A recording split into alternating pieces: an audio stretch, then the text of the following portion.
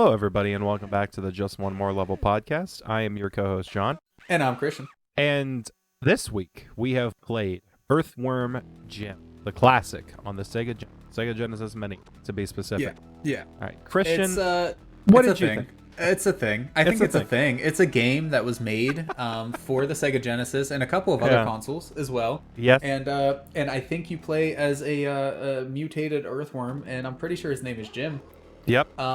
That's pretty much the extent of my thoughts on it. That's it. That's it. It's a wrap. We can close it now. No, I mean, it's, man, I don't want to be that guy, especially because this was a viewer request. Even though it was a viewer request by somebody we both know. Sure. I don't want to be that guy, but like, there's some problems. There is. Yeah. There really is. I discovered quite a few myself. Prior to this, the only experience that I ever had with Earthworm Jim is knowing that it existed. And then once or twice I loaded it up just a little bit, and I just kind of played around with the controls and saw what the level looked like, and then I would shut it off. But this is my first time I dedicated any amount of time playing the game, and wow. It's let's start. How about we positive? Let's be positive. Okay. In the beginning. Let's be positive. Okay. Let's be positive. It looks especially for the time. Yeah. The level of animation is amazing. Yeah. It looks great. It does looks look like great. A Saturday morning cartoon or something like that. The character from the is 80s, very 90s animated. Very well animated. It had so that much character in the characters. Yeah. The character itself is very well animated. It had that classic atmosphere of like 90s, early 2000s gross out humor. Very much so. Yeah, a lot of gross stuff going on, and it felt like kind of a satire on 2D platformers that are meant for children. Right. So I didn't quite think of it that way, but like everything in the game is a little bit gross and a little bit dark and dingy, and the characters are kind of gross and gushy, and there's a lot of fun like sound effects that are nasty, and the character, rather than a very colorful and bright children-oriented character that fires little fireballs or little pellets or something, you have a freaking handheld machine gun. It's not just a handheld machine gun. There are special power-ups you can find that turn it into a freaking laser blaster. Like a plasma, giant plasma laser blaster thing. Yeah, that breaks the speakers in your TV. And you have 1,000 bullets, so you could just spray machine gun fire all over the map, and it's great. I love that aspect of it. I feel like at some point in development, they were just like, hey, you know what children's games usually have? Little pew-pew pellets. Let's give this guy a machine gun. Yeah, let's do this. Let's do this the right way. Right. And that's excellent. And not only the main character, but all of the other characters as well are very unique in their design and very well designed. Even the crows, which are like one of the most annoying enemies, look great. The way they fly, their giant beaks that they have, amazing. There's the little dog-like enemies that grab your butt as you're trying to move around on ropes and things like that. Yeah. And the way they kind of, I don't know what they call it. Like, I'm sure there's a name for the type of animation they use, but where it's like a very quickly moving ball to show like speed and just like kind of like when two characters in an old cartoon would get into a fight. It's just a big dust cloud with like random limbs all over. That's kind of like what the animation's like, and it looks so good. And Jim, the main character, he's an earthworm, of course, so he can take his head and he can like use it like a whip at objects and characters and things like that. The way his head is animated to like whip out and snap back looks great. The bird enemies, they can grab onto it because obviously they're birds. You're a worm. They want to eat you. So they can like grab the top of your head and like try to pull you out of your suit, kind of. Like, there is a lot of character to this game. Yeah. So much. And it is so good. Yeah. Not the game. Right. the character. Just in everything that they've done. Did you make it to the second level? Yes, but that's when I stopped playing. Spoiler alert. Well, because I think that it was very bold of them to set the entire second level in literal hell. Yeah, I don't even think, I'm pretty sure as soon as I beat the boss of the first level, I turned off the console. I'm fairly certain. Yeah, if I remember correctly. The second level is set in hell, and the entire time you can hear like victims of the lake of fire screaming in terror, and you get attacked by actual demons, and the whole level is a trigger for tryptophobia. It's just covered in holes. Oh jeez. Yeah. Yeah, so I mean, unfortunately though, that is pretty much the extent. I mean, okay, level design. I can say some good things about level design. I have a lot of gripes to bring up about level design as well. Right. But I can say some good things in that the secrets are pretty well hidden. Yep. But once you know where they're at, it's fairly easy to get to. Right. And yeah. Yes and no. It's like I wanted to compliment the controls. Yeah. Because some of the controls are done very well. Yeah. But there's so much wrong with the controls too. Yeah. So, I mean, do you have anything else good you want to say, or should we just get into it? We would just get into it. Okay. This game is needlessly hard. Yes, and I don't think it's in a good way. Like, needlessly. No. Yes, definitely needlessly. It's not... Okay, so we covered Ghosts and Goblins a couple weeks back. That was a hard game. Yeah. In an hour, I got through a level and a half. Yeah. In an hour. Right. This game, I got through the first level in roughly 45 minutes to an hour, and I was just done. I was done. Just it worn is not out. Fun hard. Yeah. It is just stupid hard, and a lot of that's because of really bad design choices. Yeah. I turned down the difficulty. I was playing on normal difficulty. I was tempted. I turned it down to practice difficulty because in normal difficulty, a single hit from anything takes 10% of your health. Right. Yeah. 10%. So that's about 10 hits that you can take, which sounds like a lot, but there are enemies everywhere. And like the birds, for instance, they can fly in from pretty much any angle and grab you. And not only can they touch you and do 10 damage, but I also mentioned briefly how they can grab your head because you're a worm. Yeah. They do like 20-ish damage if you get attacked that way. Right. And if you whip them with your head, it's an insta-kill. But you can only whip in certain directions. Right. And you have to whip them pretty much perfect or they don't die. Yeah. Same with the gun. The gun can only be shot up, down, left, right, and then diagonally. Right. That's it. Which is pretty much the only directions that you could maneuver at the time, sure. At the time, but nothing else is locked to that grid. So the bird can be coming at a 60-degree angle, and you have no way of shooting it properly without moving. So it's a 45-degree angle away from you or whatever. And it is so annoying. And to make matters worse, the gun takes 3 hits to kill the bird. Yeah. And not like 3 bullets, 3 hits. Right. Everything has iframes in this game. So if you shoot it, you have to wait a second or two before you can shoot it again, and it even matters. So they give you 1,000 bullets, which sounds like a lot, again, but you could easily use 60 of those killing one bird because it has so many iframes. Yeah. So you have to like tap the button to do a couple shots, and then wait, and then tap the button. Otherwise, you're just wasting ammo. Right. I was curious to see, but I am seeing it now on screen.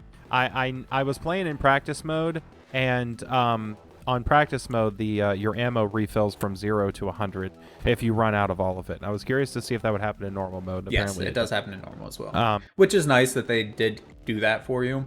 Like, that is one thing I can compliment the game on, I suppose. But but it feels like barely anything after going through all of this. Right. And like in the second world, even the environment is damaging. Like the walls are spiky. So you can just be there running are spike around. traps in the first level, but it's only like pits, that are spiky. But you can just be running around the level, just trying to get from point A to point B, and run into wall. And there's like these little damage. Yeah, and there's like these little puzzles too that you whip your head at a gear to make a gate rise, and the top of the gate is spiky and it does damage. And there's I understand like they were most likely going for an older audience, right? But Lord Almighty, I was not expecting how hard this game was. Me neither, not at all. And so like another thing, so we talked about the low dog enemy that's usually underneath ropes and things like that. They always put the ropes low enough that the dog can get you while you're just trying to go across the rope. So your only real choice is to shoot it while it's directly underneath of you. At some point, I forgot you could shoot down And so that annoyed the hell out of me that these dogs were constantly grabbing my butt and there was nothing I could do about it. Right. I could have shot down. That was kind of my bad. Right. But my point here, where I'm getting to, is there are 2 dogs in particular in the first level here that really get on my nerves. One, there's a jump right towards the beginning of the game where as soon as you jump up on the cliff, this dog suddenly appears and starts attacking you. Yeah. There is basically no way around it except for knowing that it's there, jumping up, instantly jumping off, and then attacking it from the ground. Right. The other one is there's a continue. So there are continues in the level at least, which kudos for that. That's always good in my opinion. But there's one specific continue. I think it's the second continue, where the dog it loads you in right being beside. Attacked. You load in being attacked by a dog. Whoa, why is that a thing? Yeah, what is wrong with your mini boss? I don't know. I'm looking Some sort of glitch. Yeah. Some sort of glitch. And that's another thing. This mini boss in the first level is so glitched that it's not even funny. Yeah. I did this, and that's why I was so irritated. The level design and the wonky controls and things like that, I was able to get over for the most part. Yeah. I was mostly enjoying it up until this mini boss. And it is so broken. I fought this thing probably 18 times, unloaded 1,000 shots into it, and he just would not die. And then, just by chance, one time I did it, unloaded like, I don't know, maybe 400 shots into him, and he just died. Right. I didn't do anything different. Right. It was exactly the same as every other time I played. Right. And you're not bad at games. I'm bad at games. I'm not the best at games or anything like that, but no, generally speaking, I'm decent. Right. I'm a standard at worst.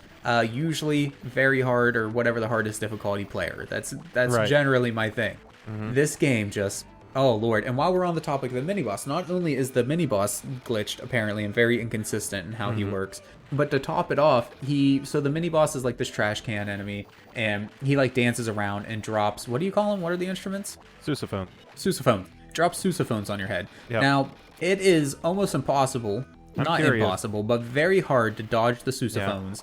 And the only way to get him to stop dropping sousaphones is to attack him enough that he goes to his next phase. Yeah. So you're pretty much guaranteed to get hit once or twice. Now, I did find out that you can shoot the sousaphones out of the sky as they're coming down towards you.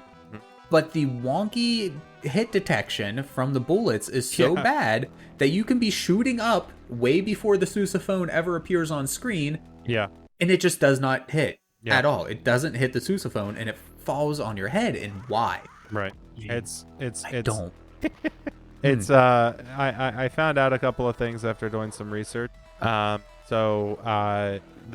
guy, I forget his name, but the sousaphone guy, the trash can villain. Yeah, I forget his name. I looked it up at one point because I was like, I have to be doing something wrong. Right. Obviously, after like 6 attempts or whatever of not killing this guy, it's me. That's what I thought. I was like, it's me. That. Obviously. You shouldn't have to do that in a game. Like, there should be enough telegraphing of what I agree, doing wrong. But it turns out it wasn't even me. Yeah. Like, that's what irritates me so much.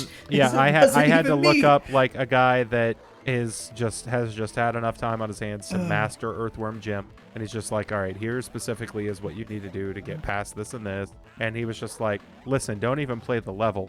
If you go over to the left in a very specific way, you can find a shortcut that takes you, it's like a developer shortcut, I imagine, that takes you right to the mini boss. And he's just like, if you go right to the mini boss and you shoot him in this specific location, you can beat him, and then you can do this, this, and this, and it'll knock him out, and you'll be able to watch for this and all this kind of complicated stuff just to beat the I thought he was the final boss. That's what I thought too. Whenever I looked him up, I looked up first level boss, like how to beat first level boss or whatever. Yeah.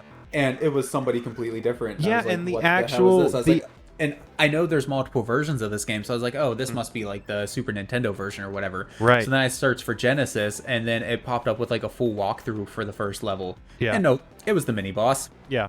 And I'm so... I could not believe that. And the first level boss is easier. Yes, so much easier and consistent. So much easier, yeah. Very consistent, a very too. well designed and telegraphs so well, and it's just oh, buddy. Oh my goodness. Yeah, but I'm not gonna lie, Christian. I've played, conservatively speaking, probably about 5 hours worth of Earthworm Jim at this point, and I couldn't do more than one. I don't even think I did one. I mean, okay, there was at one point I stopped recording and just kept playing because I didn't want to have a bunch of like me doing the same thing over and over and over again, which is pretty much what you're going to see anyways. So it was probably roughly an hour, even though I only have roughly 45 minutes of footage. Right. But I couldn't. Once I beat that level, I was like, I'm done. I'm playing a game I enjoy, and that's it. I think that it's kind of garbage that in normal mode, one hit takes 10% health, but one health icon only refills like 3%. Yeah, 2 or 3, something like that. Yeah, I think it was garbage that the mini boss is so hard for no reason and so impossible to figure out. Yeah. And there's a few other moments like that if you play more of the game that feel impossible to figure out. Like the whip.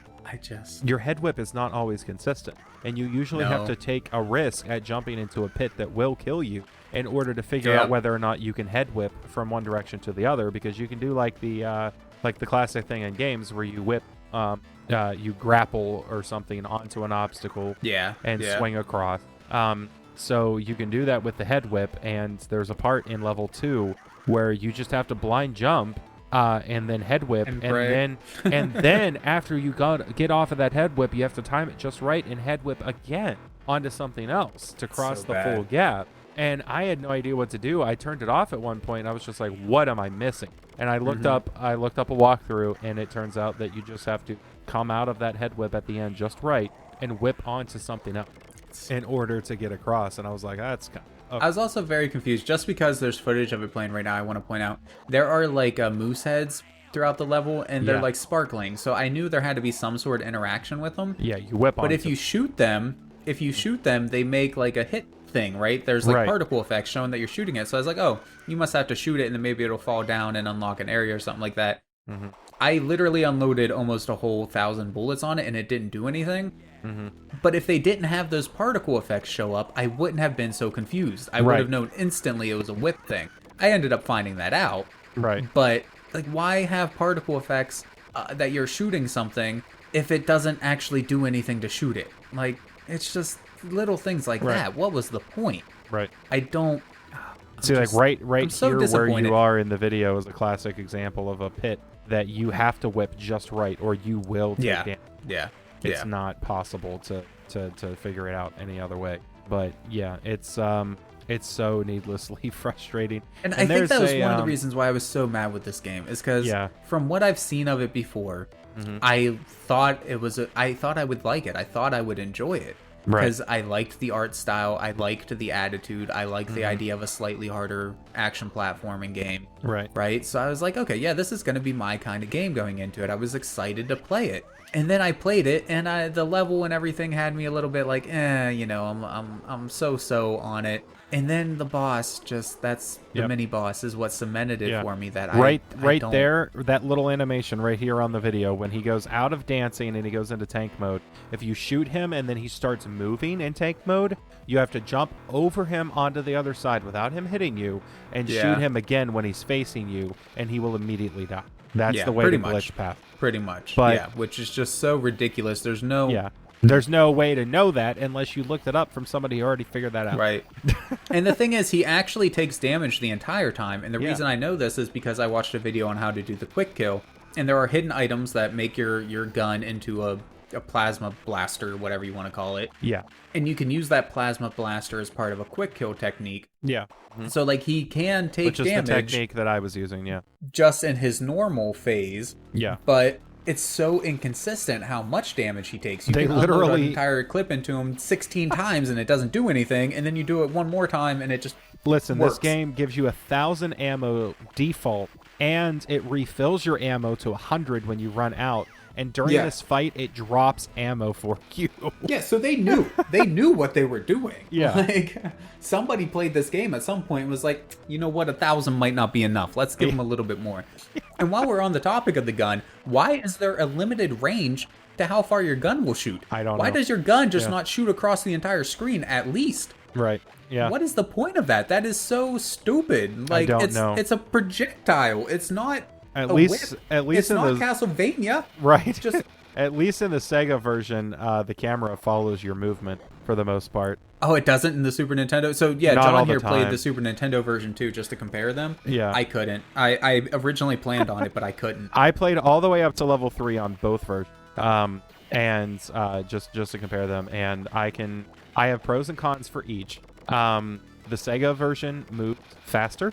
Okay. It's a little bit more quick and responsive, and I think the sound effect sounds better on the Sega version, but I think the overall... That's one thing I will say. Yeah. The sound is pretty good. Yeah. I have no complaints about the sound design or music in the game.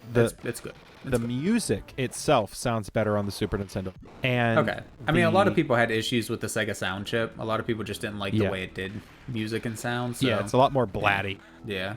The music on the Super Nintendo version is better, and the art is, I think, by far an improvement on the Super. Okay. It's pretty comparable. It's pretty hard to like discern the differences, but where it shines the most is where the Super Nintendo always does, with that parallax scrolling. So the background is a lot more defined, and like you can see on the Genesis version here, there's a lot of like line work in the design. Yeah. Like where it tapers off, and where there would normally be like anti-aliasing tech, not. So it's very grid-like in the pixel art. But in the Super Nintendo version, that's very polished and clean. So that it had. The problem is though, like, it's that's basically the that's same. all nice and good. Yeah. The problem is that's not the problem with the game. Yeah. Oh, all those things were good enough. The Super Nintendo practice version is easier. Yeah.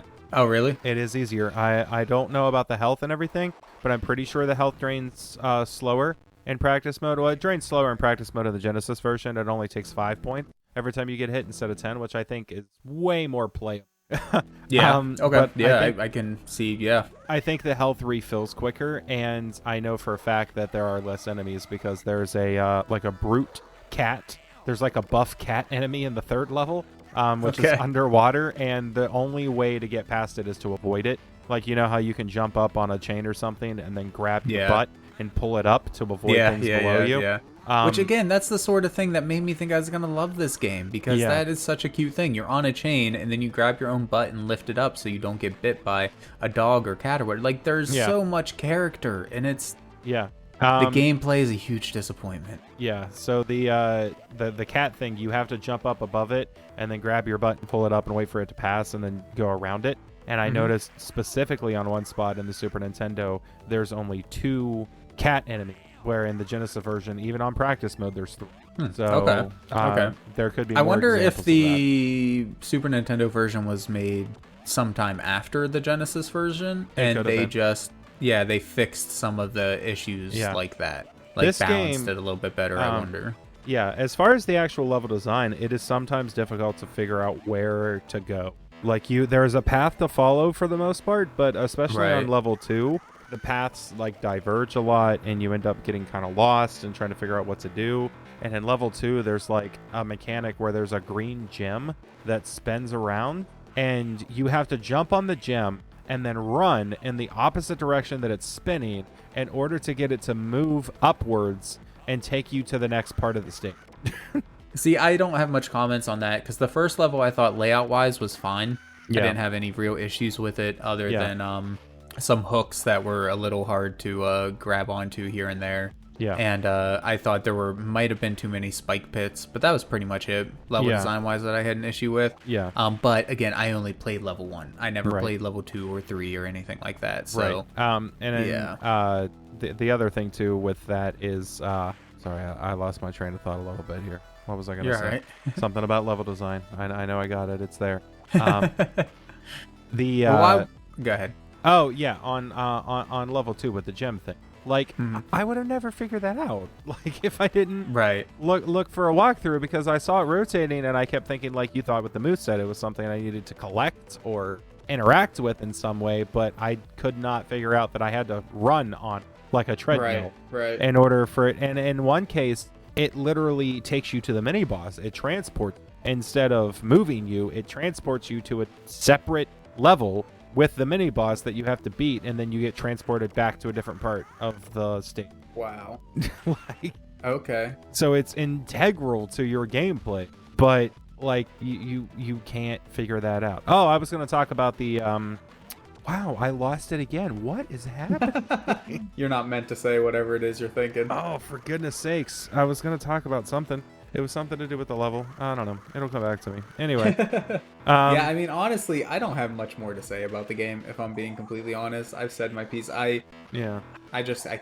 It was, I don't know. Something about this has hooked me. I think this game challenged me on a personal, and I need to master I like it now. a challenge, though. This wasn't a challenge. This was a challenge in patience. Oh, that's what I was going to say about level design. This game got the HD remake treatment for the PlayStation, for the PS3 network, and for the 360 arcade. You could buy and download a remake of the game. And I saw the remake, and the remake looks amazing. And they added arrows in the level to show you where to go. Yeah, so they added little things into the game to help you out with the, I'm sure, constant complaints that they got about some of the design flaws in the first game. So I don't know how all the boss fights work out in that game, because I was watching a playthrough from someone who obviously knew what they were doing. So it's very possible that they're just good at the game now, and they don't need things like that to help them out. But it has loading screen tip, and it gave me a loading screen tip that I didn't know. And in hell, on the second level, you have to fight bankers or lawyers.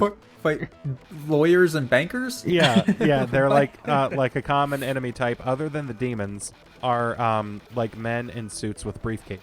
You know, honestly, though, again, that's the sort of thing that makes me be like, man, okay, this is my sort of game. That's funny. That's witty. That's good. That's more character. Right. So the execution. When they run into you, they take like 10 or 20% health, and then they open their briefcases at you, and it explodes papers everywhere. And that takes health. But what you need to do to defeat them, if you don't have one of the blast cannon upgrades, is you need to whip them first to get rid of their briefcase, and then shoot them. Because if you try to shoot them, they put their briefcase up and it blocks your bullet. Like a shield. Like a shield. So I didn't know that going into it, and I kept dying to this banker, and I was like, that's garbage. And I happened to look up that playthrough to see the one part of the level, just because it was the most accessible playthrough to see.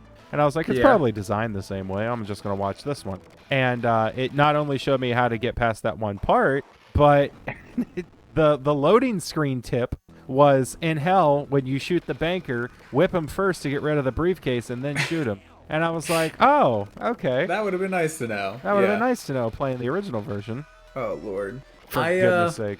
Yeah, I don't know. What I will say is that I would be willing to play, I'd be willing to give the series another chance. Sure. Because I like the design and character so much, but I'm done with Earthworm Jim 1. Like, maybe the HD remake. Yeah. Maybe they fix some things. I wouldn't mind trying that out. Right. Because again, I was willing to get over the problems I had with level design and layout. It was the inconsistencies of the first mini boss that really did it for me. Right. Yeah. Like, it is. So I imagine that would be fixed in the HD remake. So I'd be willing to give the series another try, whether it's with that or Earthworm Jim 2 or whatever. Right. But yeah, I would. I'm just gonna go ahead and say I would not play one more level of the Earthworm Jim on the Sega Genesis. I completely understand. I am going to say that I would, just because I did. I would. I just want to remind everybody, this is the same guy who said he wouldn't play more Ukulele, which is objectively a better game. Wow. Okay, objectively. I would say that too. I mean, it's just I don't know. There's something about it that has grabbed me and has frustrated me to the point where I need more of this in my life now. I'm the guy who literally beat South Park on PS1 even after it made me physically ill. Okay, but have you ever And I can't play more of this game. What is wrong with you? Have you ever played a game that frustrated you to the point where you're like, I want the developer's phone number, I want to get on his Christmas list, and I need to show him that I beat this monstrosity of a thing that he invented? No? Have you never been there? No. when I play a game that bad, I'm just done with that game. And apparently this is that game. I am super surprised by, because I thought going into this I was going to like it, and I think that's one of the reasons why I dislike it so much. Right. Is because I thought I was going to enjoy this. Right, yeah. And I don't. Right. At all. It's bad. So bad. Yeah. But yeah, I am going to play just one more level. There's a certain relief I find after playing.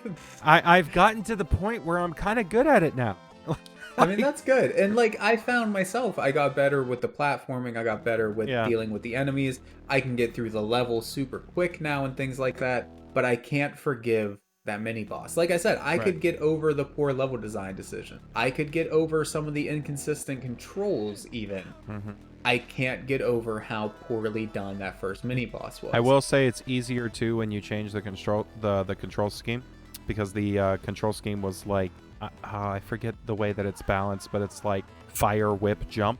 Jump is the button fire, 3. whip, jump. A, B, C, fire, whip, jump. Yeah. Right. Yeah, that's and if you change the control scheme to fire, jump, whip, it's better. Yeah, sure. I had a lot easier time because my finger just naturally slides to the middle for jump, because I'm so used to like PlayStation and stuff like that. Jump being the X button in the bottom middle. So that's just where my finger slides naturally. So changing the middle button on the controller to jump helps tremendous. And it's that way, I think, default on the Super Nintendo control scheme. Like middle bottom is jump. To be fair, the Genesis controller is kind of trash compared to the Genesis or the Super Nintendo controller, in my opinion. Yeah, in general. So I don't. What are they doing with the 3 buttons there? Like, I mean, they were trying to emulate the arcade experience. I think. Yeah, there's even like a 6-button version of it as well. And and no shoulder button. Like, come on. Anyways, what was I gonna say? There was one more gripe that I wanted to get out there. So there is,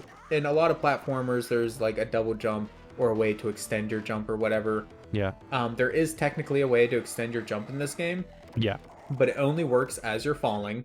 Yep. And it's super inconsistent if it happens at all. And when it does happen, it literally, like, I'm not being facetious, I'm not just harping on the game here. It actually only takes effect for about a quarter of a second, maybe half of a second. You float for like that tiny bit of time, and then you're just done. Yep. It's just done. Like, I'm sure there's some super tight platform somewhere where you have to use that little flutter to be able to get to it, but I haven't at found least any. In the first level, it was pointless. Yeah. I've played through almost the entire 3rd level, and I've yet to find any use for that. It's probably flutter. like a secret somewhere or something that can only be unlocked by using this flutter in this exact pixel, and it's just... It's inconsistent because you can't get it to activate all the time. Yeah, no, I tried. I literally at one point tried for like, I don't remember exactly how long, maybe 2 minutes, to figure out exactly how this flutter mechanic worked, and I still don't know. All I was able to figure out was literally what I just said. It has to be done as you're falling, and it only works for about a quarter of a second. That's literally all I know about it.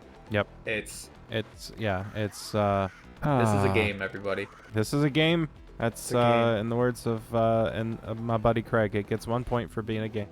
I mean, yeah. They made a game. I can't so believe it gets 1 you're point. saying yes. I can't believe you're doing just one more level. I'm probably gonna play it tonight. I don't know what's wrong with you. I don't know either. There's just those things. It's the same thing with like all those people that played Getting Over It. That game I'm okay with. You know what? Getting over it's okay. I can deal with getting over it. Purposely designed to be horrible and frustrating and just take years off of your life and stress. It's frustrating. Yeah. But it's frustrating because you're bad. Because you're not good at the game. Yeah. Yes. This is frustrating because the game is bad. Right. Like, and I don't know, man. Like, South Park is so bad. It's literally the worst game I ever played. Right. But I was able to play it. This game, I beat one level and I was just like, I'm done. I am so done with this. And I think the reason is South Park, I went into knowing this is one of the worst games ever made. Right. I knew that going into it. That was my expectation. I'm going to play a bad game and I'm going to beat it. Right. My expectation going into this was I'm going to play a good game and I'm going to enjoy it. And then it sucked. Right. Yeah. And that was what killed it for me. And I'm so sorry if by like some long shot a developer of this game sees it or something like that. I am sorry. No. I Yeah. don't usually like harping on games, but y'all screwed up. Yeah, like it was a critical and commercial success at the time. Yes. Yeah. I mean, It got a sequel. You're right about that. Yeah, it got a couple sequels, if I'm Well, not mistaken. yeah, it got one true sequel in the same style, and then something happened. I watched a video documentary on it just out of curiosity, and it was like I don't know. It was the time, Spyro was popular and all these things were popular, so they developed a port for the N64. And I was gonna say, wasn't it like an N64 3D adventure game or something? It was an N64 3D adventure game that was originally meant to be an open world PC. No shit. But okay. the producers behind the studio killed that project, and they kept stripping things away because the hardware for the N64 and the PS1 was not able to handle what a PC game could at the time. Right. Yeah. So they scrapped a lot of things about the game to get it ready for the ports that they wanted to by the holiday season, and it ended up being just a really bad Banjo-Kazooie type clone for like a 3D adventure, and it tanked hard. And then I think they made like one for the Game Boy that didn't do well, and then they made one a little bit later, maybe, I forget. But it died. It died after Earthworm Jim 3D. And it got that HD remake, and then a lot of people recently have teased like, hey, we're gonna make a 4, maybe a return. Return. But I'm pretty sure it's dead franchise at this point. It's DOA. Yep. Which I mean, again, I'm willing to, if this video and or podcast does well, I'm willing to try the second. I'm willing to try the 3D one even. I'm willing to try the HD remasters. But until then, I am done with Earthworm Jim. I've had my fill. Yeah. So that's it for me. Totally understand. Yeah. I understand. I understand completely, and it's just a personal thing. It's personal now. I have to beat this to show it that I can. Yeah. So I mean, my personal recommendation: if you buy a Sega Genesis Mini, and so you just happen to own this game anyways, don't play it. That's my. It is also weirdly, for no reason, available on Steam. It's available on Steam at full price. That's one thing I'll give them. Full price? I didn't know that. At full price, it is $20 a game. Earthworm Jim, Earthworm Jim 2, and Earthworm Jim 3D, all available on Steam at $20 a pop. You might have told me that actually, now that I think about it, but that is trash. Yeah. That is one thing I'll give the developers props for.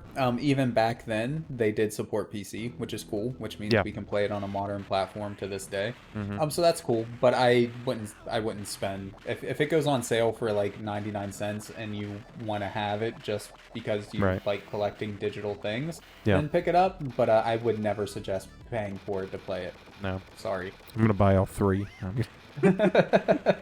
No, I'm not going to. But like, the original developer behind it too has long since been departed from the franchise. He did not work on the 3D game.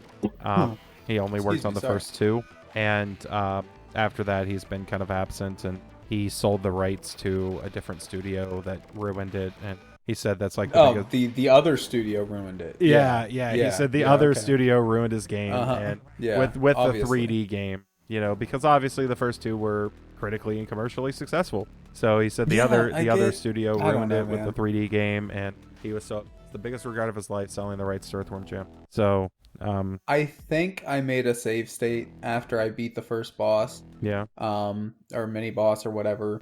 So I don't know. Maybe if there's some sort of internet outcry or something, I'll give this game another chance. But I hope to it's God. highly unlikely.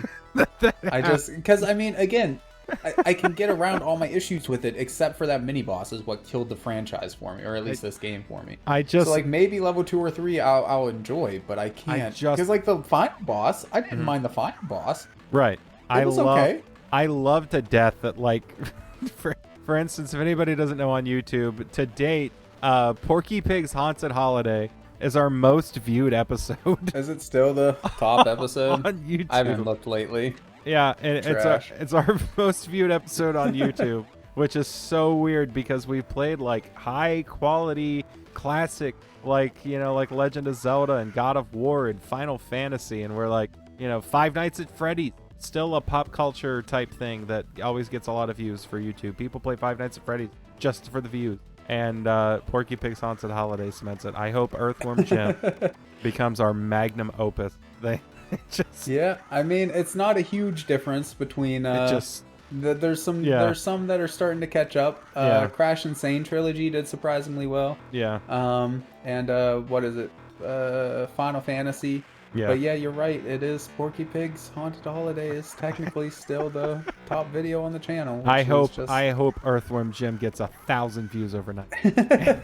I mean, if by some ungodly whatever it does, then I'll do it again. Right. I will. I mean, shit. I would complete the game if enough people wanted to see it happen. But I'm not doing it for my own enjoyment. I hope it does. I hope New Year's Eve special Earthworm Jim Part 2 after the video skyrockets to 2,000 views. All right, I'm done talking about this game. John, we forgot to do it last episode. I just realized. Where can we find you at, bud? Oh, you can find me on YouTube at The Dorseman. I've been playing some Silent Hill. I've been uploading VODs and stream highlights. So come check me out over on YouTube at The Dorseman. You can find me on Steam, same place at The Dorseman.